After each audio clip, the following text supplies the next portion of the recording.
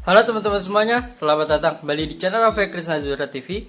Dan di video kali ini, first time di channel ini ada background foto saya.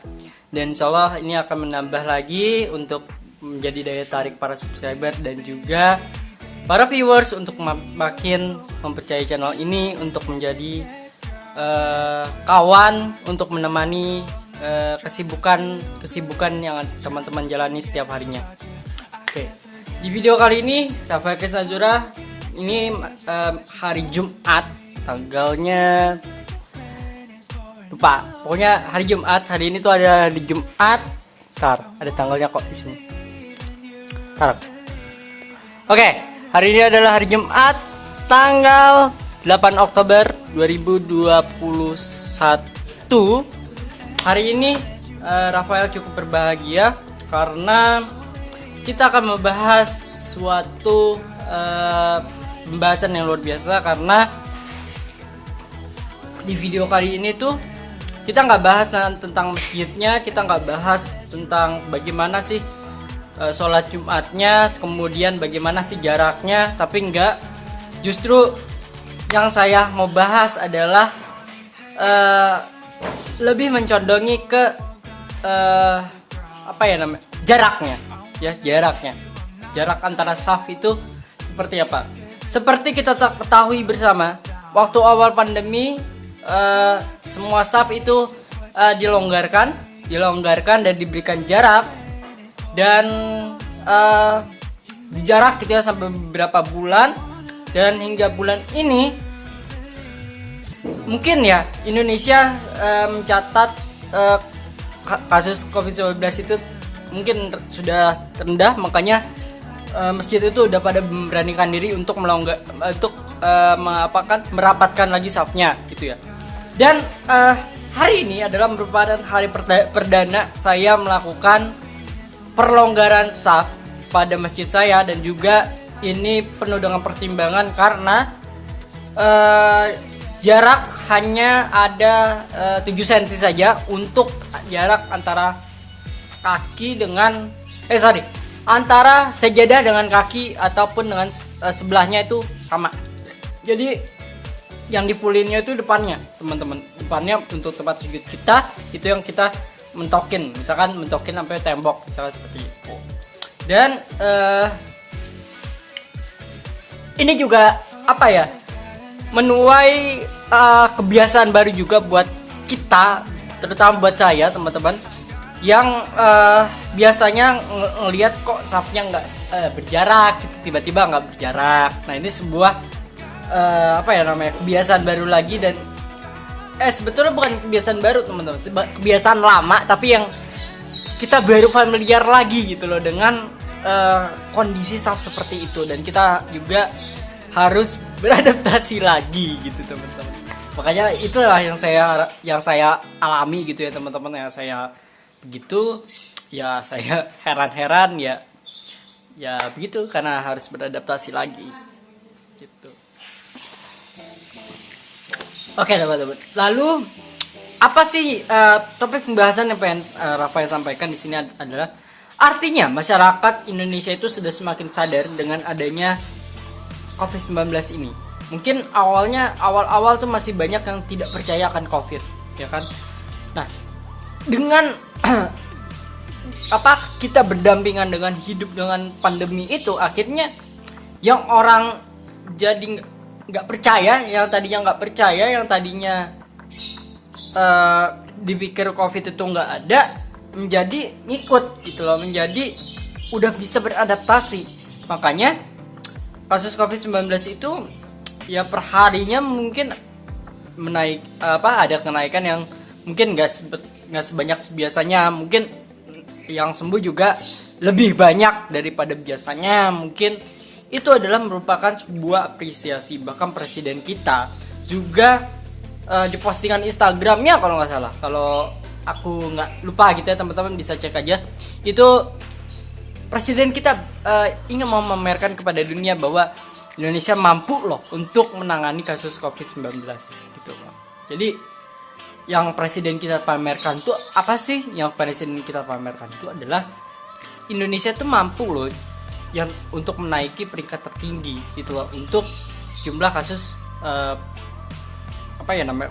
sembuhnya gitu ya dari COVID-19 itu, atau kasus recovery-nya dari kasus COVID-19 itu gitu loh. Dan ini juga menjadi catatan buat kita. Ini menjadi sebuah catatan buat kita bahwa kita juga harus lebih berhati-hati dan juga harus mengikuti apa yang pemerintah sampaikan. Misalkan pemerintah menyarankan kita untuk vaksin, makanya kalian untuk divaksin.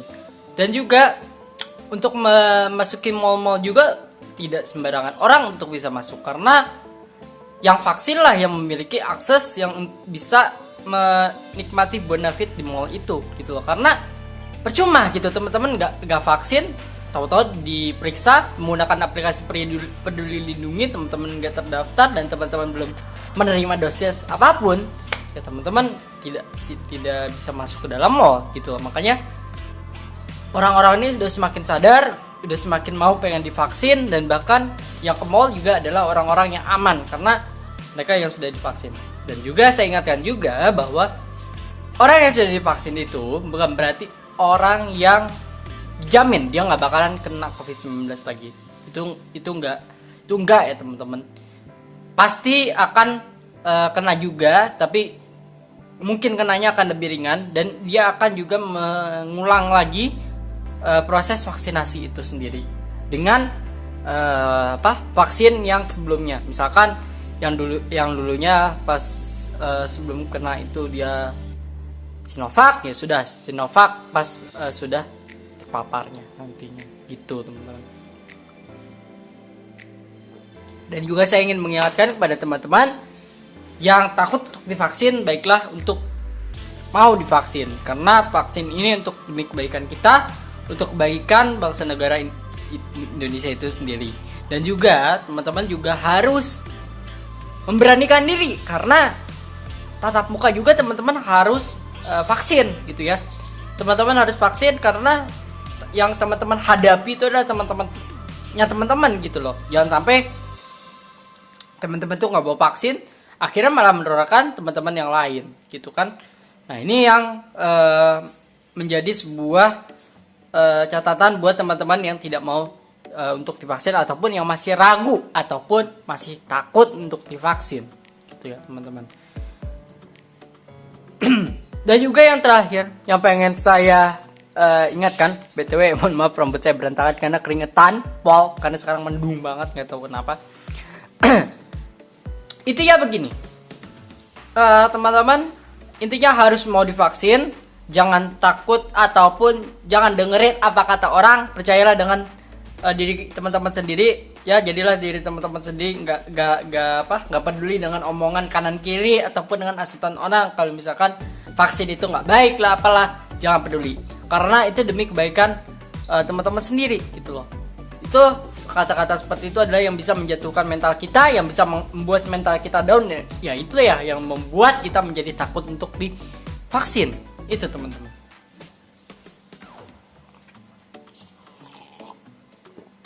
Dan terakhir nih teman-teman, saya mengingatkan, walaupun teman-teman di masjid teman-teman, atau mungkin di beberapa masjid di Jakarta mungkin ada yang sudah melonggarkan safnya, tetap teman-teman harus mematuhi protokol kesehatan. Itu pasti teman-teman. Harus pertama harus vaksin, itu vaksin pasti. Kedua harus menggunakan masker, dan juga harus menjaga jarak, itu juga pasti juga.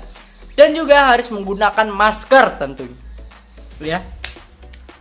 Menggunakan masker apapun terserah, yang penting itu ada kaitannya dengan medik. Jangan teman-teman menggunakan masker scuba, itu sangat tidak direkomendasikan. Mungkin yang direkomendasikan oleh para dokter adalah buat di double, mungkin teman-teman di double antara masker scuba dengan masker medis gitu ya teman-teman. Ya kita ikutin aja teman-teman, karena itu buat kebaikan diri kita sendiri. Dan juga saya ingin mengingatkan satu lagi, ini juga berkat PPKM teman-teman. Ini juga keberhasilan kita ini adalah berkat daripada PPKM yang sudah berlangsung, karena di Jakarta itu sudah mulai turun level karena berkat PPKM. Itu juga teman-teman. Dan juga teman-teman tetap harus cuci tangan dimanapun teman-teman berada, teman-teman sholat di masjid apapun di ibu kota tetap harus mencuci tangan dan taati protokol kesehatan yang ada di sana gitu loh. Dan usahakan jauhi kerumunan dan juga tidak membuat tidak membuat orang lain merasa terganggu dengan adanya teman-teman. Misalkan teman-teman berbicara pada saat sholat Jumat ataupun pada saat bertemu teman-teman, diharapkan nih, yang perlu diharapkan adalah teman-teman harus mengurangi intensitas untuk bicara, karena itu juga bisa jadi virus-virus itu bertebaran ya daripada partikel-partikel ketika kita berbicara, teman-teman. Ya mungkin itu ya teman-teman. Dan kesimpulannya adalah sebelum kita tutup, ini udah 10 menit, mungkin di editing udah 15 menit atau berapa. Kesimpulannya adalah teman-teman harus jangan takut ya untuk keluar rumah, jangan takut untuk sholat Jumat, karena mungkin sekarang udah jauh lebih better daripada sebelumnya, jauh lebih baik, dan bahkan ini akan bisa menjadi lebih baik lagi ke depannya. Kita nggak tahu ya, dengan kita bekerja sama, berkolaborasi dengan pemerintah, antara pemerintah dengan masyarakat untuk bisa menghilangkan COVID-19 di Indonesia, insya Allah mungkin COVID-19-nya juga akan turut hilang gitu ya, dan kurva kita akan kembali membaik seperti sedia kala atau sebelum pandemi gitu ya teman-teman. Ya kesimpulannya itu teman-teman, dan saya harapkan juga teman-teman jangan takut untuk keluar rumah dan tetap patuhi juga protokol kesehatan. Itu kesimpulan yang mungkin yang bisa saya sampaikan di video kali ini. Sebelumnya mohon maaf kalau misalkan saya terlihat agak basah ya. Sebenarnya saya nggak mandi atau nggak apa karena keringetan teman-teman. Tuh. Karena tadi pas acara ataupun pas berkegiatan Jumat itu ramai sekali dengan orang dan juga harus mengatur sana sini. Begitulah hasilnya jadi berkeringat gitu ya. Oke, mungkin itu aja teman-teman yang bisa saya sampaikan di video kali ini. Jangan lupa like, comment, and subscribe, share ke teman-teman kalian apabila video ini dirasa bermanfaat. Dan juga like video ini bila kalian menyukai video ini, dan juga dislike apabila teman-teman membutuhkan improvement daripada channel ini. Dan tentunya terus dukung channel ini supaya berkembang setiap harinya dan juga terus mengembangkan konten-konten inovatif dan juga memotivasi tentunya, dan juga memberikan edukasi yang baik khususnya kepada kaum muda dan khususnya kepada kaum milenial. Itu aja mungkin yang bisa saya sampaikan.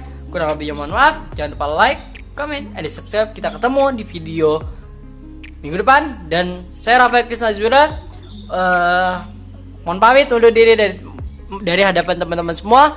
Sampai ketemu di episode minggu depan. Dan ini masuknya ke vlog ya teman-teman, bukan ke Era Education ataupun ke Air Talks ya. Ini masuknya ke vlog. Nah mungkin minggu depan kita udah mulai lagi podcast kita dengan secara efektif. Oke, itu aja yang bisa saya sampaikan. Kurang lebihnya mohon maaf. See you in next video. Wassalamualaikum warahmatullahi wabarakatuh.